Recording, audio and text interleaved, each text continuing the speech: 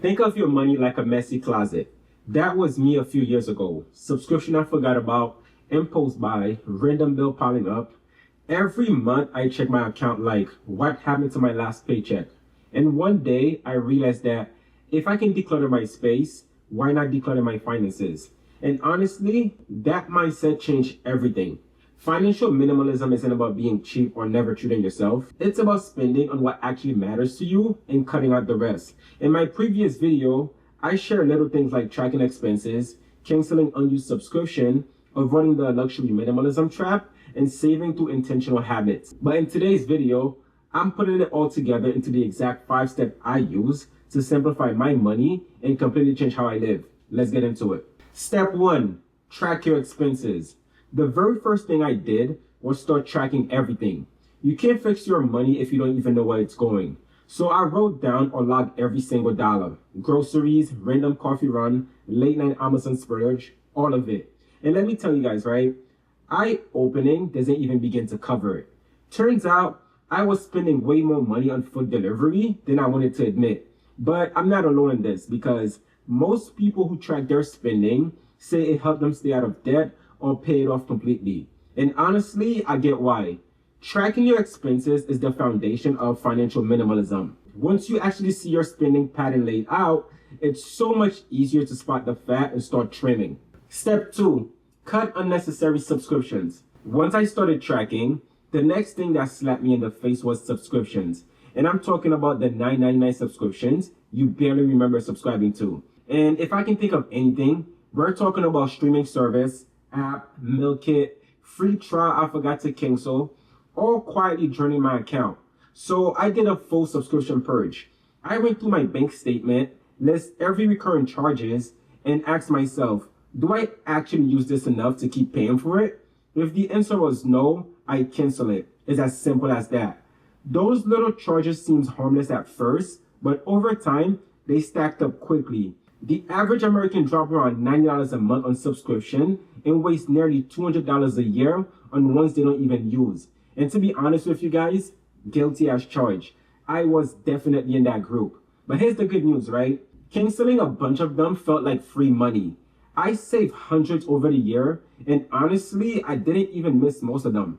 The only difference I noticed was that my bank account was looking way more healthier. Step 3, resist the luxury minimalist trap. This step was more about mindset than money.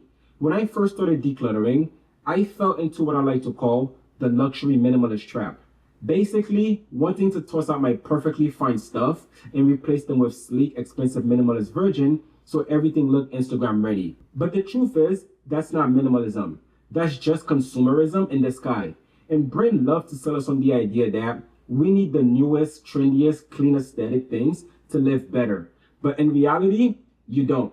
So I made myself a rule, right? Use what I have until I actually need replacing. And if I do buy something new, it has to genuinely add value to my life, not just look good on a Pinterest board. And once I stopped chasing the minimalist aesthetic, I saved way more money and felt more content with what I already had. And my finances definitely noticed the difference. Step 4, save through intentional habits. Okay, so now you cut the fat, now what? For me, step 4 was making sure that those savings didn't just get respent on something else. The key was giving every dollar a home. The first habit I built was simple: pay myself first. As soon as my paycheck hit, I automatically moved a chunk into a saving and investment before I even had a chance to spend it. And trust me, that one move alone made a massive difference. Studies even shows that people who automate their savings end up saving way more over time just because they stay consistent. I also tried a 30-day rule. Anytime I wanted something non-essential like a new gadget or outfit, I'll wait 30 days. Most of the time, the urge completely disappeared. That tactic alone saved me from a lot of impulse buying. And just for fun, I started doing little challenges like no spending week, where I'd hang out at the park or cook with friends instead of defaulting to shopping or eating out. It actually made me feel more creative and less about money. And a few intentional habits that helped me stick with it was automate your saving. Set up an automatic transfer each payday. Treat it like a bills that always get paid. Secondly, use the 30-day wait rule. Delay non-essential purchases for a month. If you still want it after waiting, then maybe it's worth it. And lastly, plan no spend days. Pick one day a week or a few per month to spend nothing. It's a good reset for both your wallet and your habit. Pretty soon, saving will start feeling more like a chore and become second nature. Every dollar will have a purpose, whether it was boosting my emergency fund, investing for the future, or setting aside for something meaningful like traveling. Step 5. Focus on what truly matters. The last and honestly most important step was figuring out what actually matters to me. This is where the why behind financial minimalism really clicked. I started asking myself, what do I actually value? For me, it wasn't more stuff. It was things like experiences, relationship, and peace of mind. And the research backed this up. Study shows that we get way more lasting happiness from experiences like travel, classes, or just quality time with families than from material purchases. So I shift my money towards those things.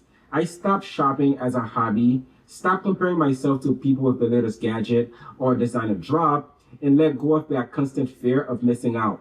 And you know what? I realized I wasn't missing out at all. In fact, I've gained freedom. By needing less, I saved more. By not always craving the next upgrade, I actually started appreciating what I already had. That mindset shift alone was huge. My default became gratitude instead of constant wanting, and that gave me more time, money, and energy for what really matters. So thank you guys for watching today's video. If you gain any value from this, don't forget to like, subscribe, and push the notification bell for more on sustainable fashion, personal finance, and minimalism.